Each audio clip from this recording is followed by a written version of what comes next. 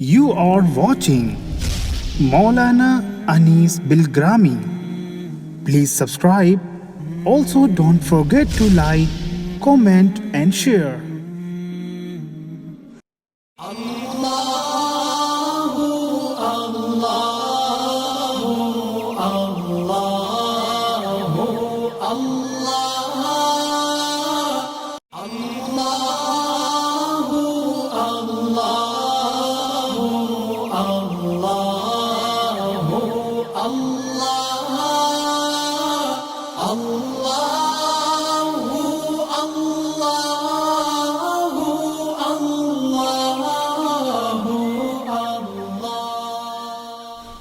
السلام علیکم ورحمۃ اللہ وبرکاتہ۔ بسم اللہ الرحمن الرحیم۔ الحمد للہ رب العالمین والصلاة والسلام علی سید المرسلین وعلی آلہ واصحابہ وازواجہ وذریاتہ واہل بیتہ اجمعین، اما بعد۔ ابتلا اور عذاب یہ دو ایسے لفظ ہیں جس میں بڑی وسعت ہے۔ ان دونوں لفظوں میں بڑی گہرائی اور گہرائی ہے۔ ابتلا کا ترجمہ ہے آزمائش۔ ابتلا کے کیا معنی ہیں؟ آزمائش۔ اور عذاب تو آپ نے قرآن اور حدیث کے حوالے سے بارہا سنا ہوگا، اور اس کا کچھ نہ کچھ مفہوم یقیناً آپ کے ذہنوں میں محفوظ ہوگا۔ ابتلا اور آزمائش میں جو لفظی اعتبار سے فرق ہے، عملی طور پہ کوئی فرق نہیں ہے، مقصد دونوں کا الگ ہے۔ ابتلا میں اور عذاب میں انسان کے وجود پر، اس کے ذہن اور خیال میں، اس کے قلب پر جو کچھ گزرتا ہے وہ یکساں ہے، لیکن ابتلا اور عذاب دونوں کے مقاصد الگ الگ ہیں۔ مثال کے طور پہ ایک انسان فقر و فاقہ میں مبتلا ہو گیا، کھانا نہیں مل رہا ہے، لیکن ایک کو اللہ فقر و فاقہ میں اس لیے مبتلا کر رہا ہے کہ اس کی آزمائش ہونی ہے، اور دوسرے کو اللہ تعالیٰ فقر و فاقہ میں اس لیے مبتلا کر رہا ہے کہ اسے عذاب دینا ہے۔ بیماری دنیا ہے تو اس میں سب کچھ ہوگا۔ اس دنیا میں عروج بھی ہے، زوال بھی ہے۔ اس دنیا میں عزتیں بھی ہیں، ذلتیں بھی ہیں۔ اس دنیا میں مالداری بھی ہے، غریبی بھی ہے۔ اس دنیا میں صحت بھی ہے، بیماری بھی ہے۔ متضاد چیزیں اس دنیا میں ہیں۔ جنت اور جہنم میں یہ دونوں چیزیں الگ ہو جائیں گی۔ جنت میں متضاد چیزیں نہیں ہیں کہ صاحب وہاں راحت بھی ہو اور مصیبت بھی ہو۔ جنت میں متضاد ٹکراؤ والی چیزیں نہیں ہیں کہ وہاں صحت بھی ہو اور بیماری بھی ہو۔ وہاں خوشیاں ہی خوشیاں ہیں، وہاں غم قریب نہیں آ سکتا، وہاں امن ہی امن ہے، سلامتی ہی سلامتی ہے جنت میں، وہاں خوف آپ کے قریب نہیں آ سکتا۔ اور جہنم میں تکلیف ہی تکلیف ہے، وہاں راحت نہیں مل سکتی، وہاں پریشانی ہی پریشانی ہے، وہاں آرام نہیں مل سکتا۔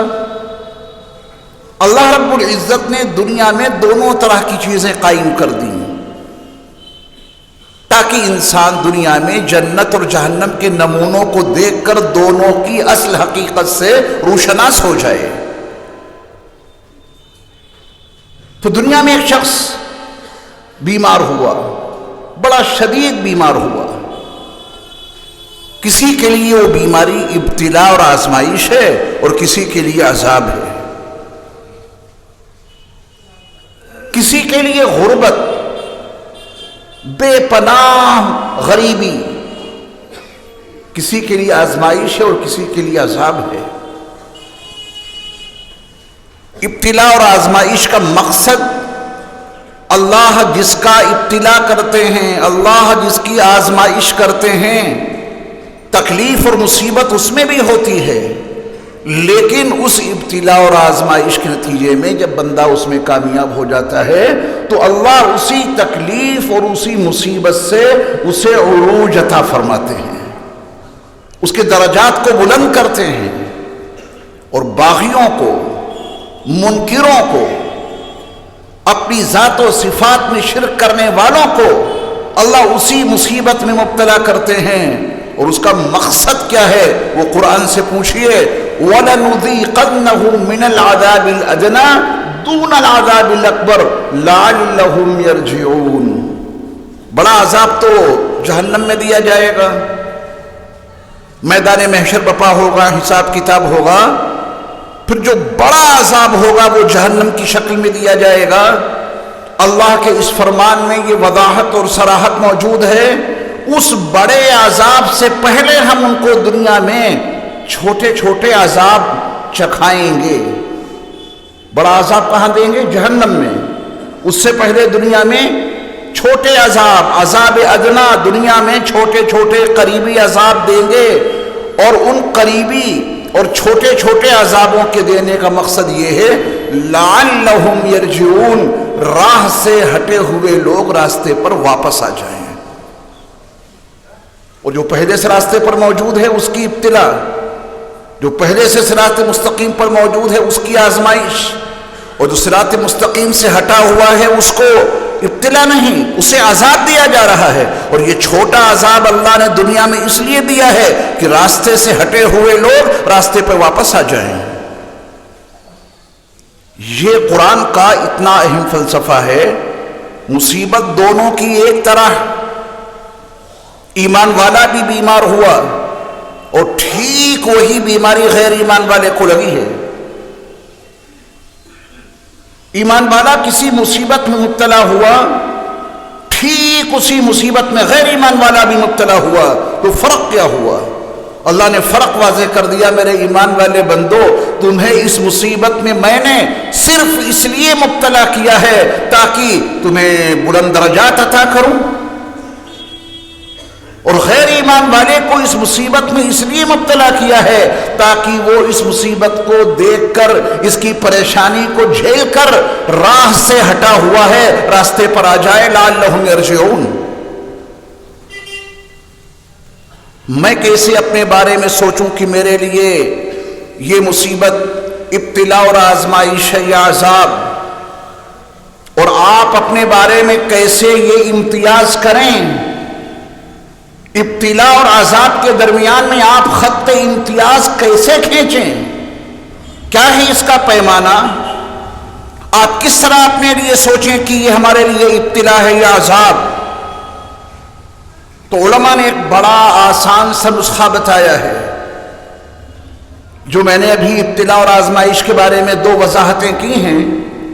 ہر مومن بندہ آسانی سے اس کو بھی سمجھ سکتا ہے، لیکن اس سے بھی زیادہ آسان نسخہ علماء نے ابتلا اور آزمائش کے درمیان خط امتیاز کھینچنے کے حوالے سے بتا دیا ہے۔ وہ میں بھی محسوس کر سکتا ہوں اور آپ بھی۔ اس کے بارے میں میرا وجدان مجھے بتائے گا کہ یہ ابتلا ہے یا عذاب ہے، اس کے بارے میں آپ کا شعور بھی آپ کو بتا دے گا کہ یہ ابتلا ہے یا آزمائش ہے یا عذاب ہے۔ اس نسخے کو توجہ سے سنیے۔ اس دنیا میں مصیبتیں کس پر نہیں آتی، بیماریاں کس پر نہیں آتی، پریشانیاں کس پر نہیں آتی؟ جب کبھی آپ پر کوئی مصیبت آئے، جب کبھی آپ اپنے آپ کو پریشانیوں میں گھرا ہوا محسوس کرنے لگیں، جب آپ کسی حادثے کے شکار ہو جائیں، چاہے بھوک کے حوالے سے ہو، خوف کے حوالے سے ہو، جو کام کر رہے ہیں اس کے نتائج اور ثمرات برآمد نہیں ہو رہے ہیں، دکان کی، کاروبار نہیں چل رہا ہے، اچھی مارکیٹ میں گئے، بہت پیسہ لگایا، پھر بھی کاروبار نہیں چل رہا ہے، اعمال کے نتائج نہیں مل رہے ہیں اس دنیا میں، شادی کی اولاد نہیں مل رہی ہے، شادی کا نتیجہ اولاد کی شکل میں حاصل ہوتا ہے، کھیتی باڑی کی اس کا ثمرہ برآمد نہیں ہوا،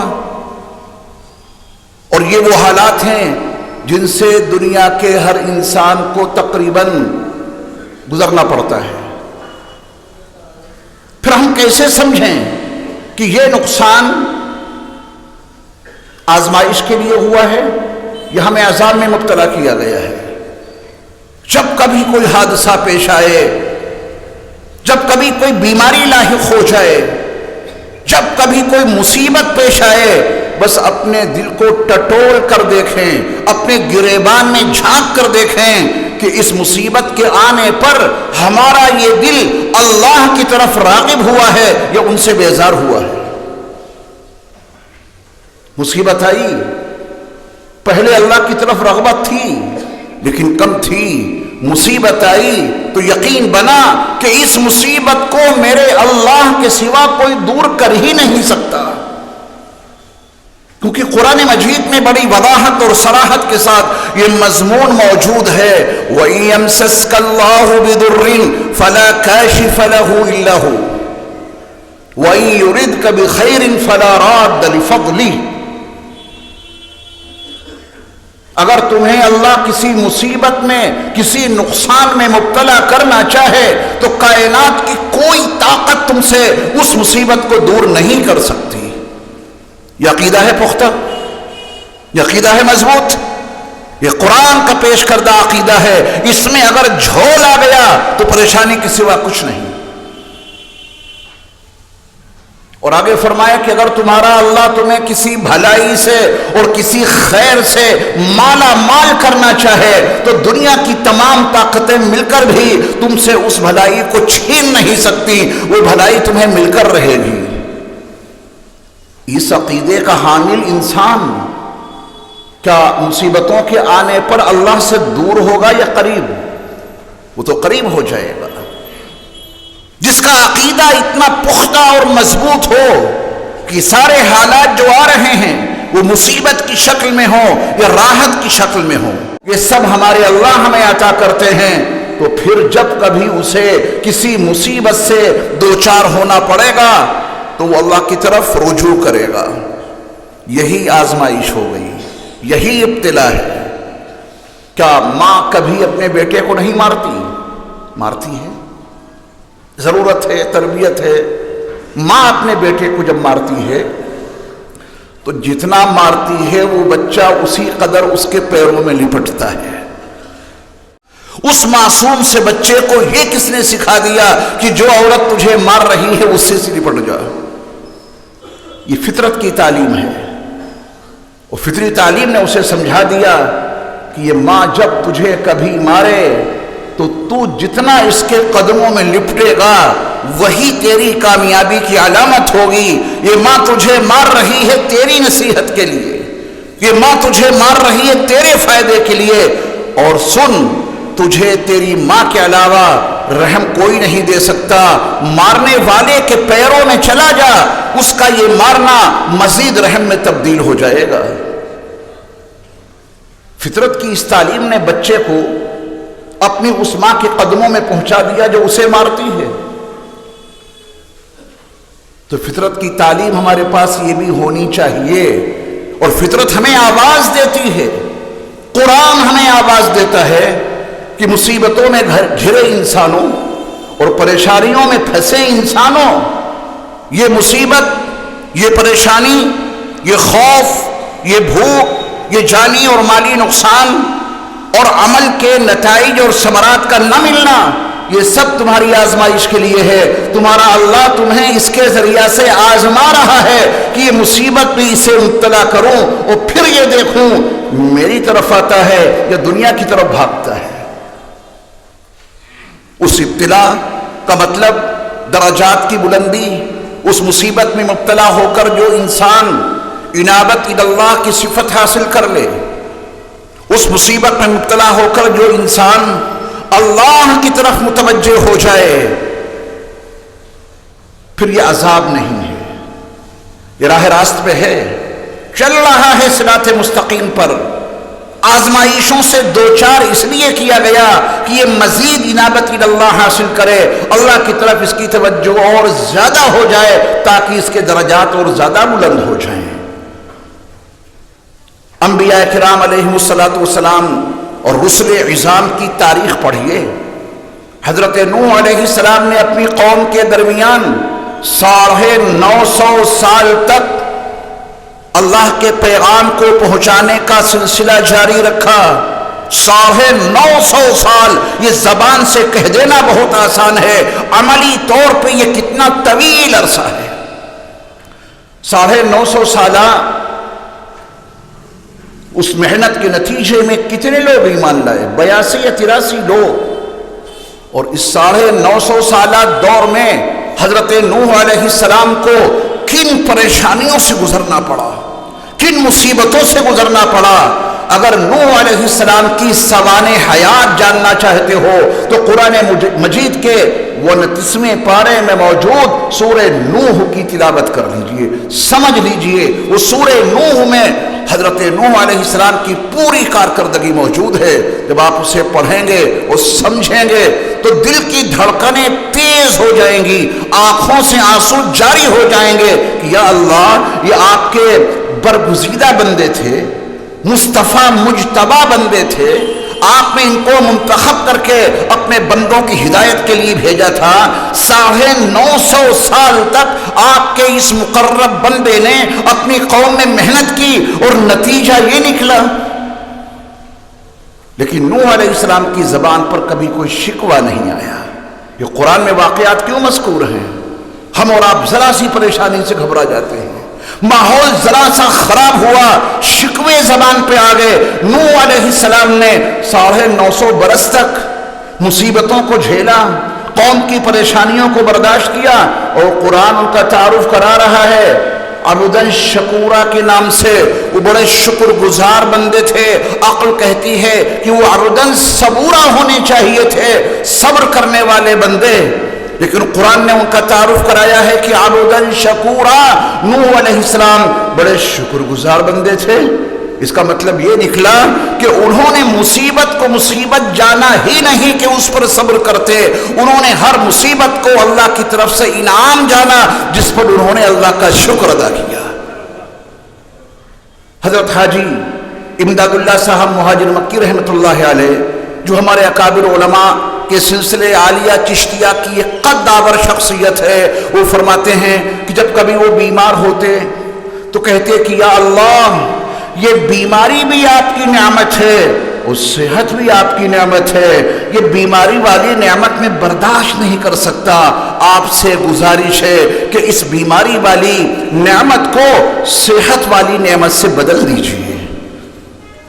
زندگی گزارنے کا یہ فلسفہ جس دن میرے دل میں اتر گیا، زندگی گزارنے کا یہ فلسفہ جس دن آپ کے قلوب میں، آپ کے وجدان میں اور آپ کے شعور میں پیوست ہو گیا، میں سچ بتاتا ہوں دنیا کی ہر مصیبت کا قد بہت چھوٹا نظر آئے گا۔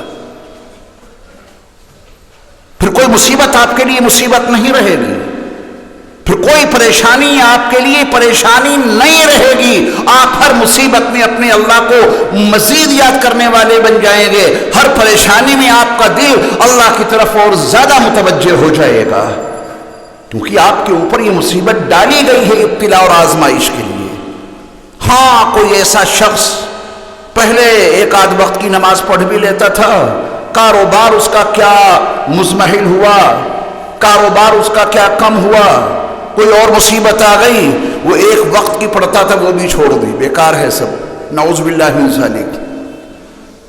کبھی کبھار پہلے وہ اللہ کو یاد کر لیتا تھا، علماء کی مجلس میں بیٹھ جاتا تھا، اہل اللہ کی صحبت میں آ جاتا تھا، ذرا سی مصیبت آئی، میاں یہ سب بیکار ہے، چلو ہٹو یہاں سے، یہ اس کے لیے عذاب ہے، عذاب۔ اور اللہ نے اس کو عذاب میں مبتلا پھر اس لیے کیا ہے لعلہم یرجعون، یہ راستے سے ہٹا ہوا ہے، ہو سکتا ہے اس عذاب کے نتیجے میں سیدھے راستے پر آ جائے، اور اگر دنیا کے اس چھوٹے سے عذاب کے نتیجے میں یہ سیدھے راستے پر اب بھی نہ آیا تو پھر اس کے لیے بڑا والا عذاب تیار ہے جس میں اسے جھونک دیا جائے گا۔ फैसला हमें और आपको करना है। वहदैनाहुन नजदैन, अल्लाह ने दोनों रास्ते हमारे सामने क्लियर कर दिए हैं। इंतिखाब हमें और आपको करना है, किस राह पे चलना है। सब्र और शुक्र और तवक्कुल वाली जिंदगी गुजारनी है। जब ये सब्री और नाशुक्री और अल्लाह से हटकर, अल्लाह के वादों से हटकर जिंदगी गुजारेंगे, ये सारी परेशानी, ये सारी उलझनें, सिरात मुस्तकीम से हटना, ये सब नतीजा है इसका कि हमने अपने वजूद को अपना समझ रखा है, अपने मकान को अपना समझ रखा है, अपनी दुकान को अपना समझ रखा है। ये सब अल्लाह का है। ये फलसफा समझ लोगे तो जिंदगी बहुत आसान हो जाएगी।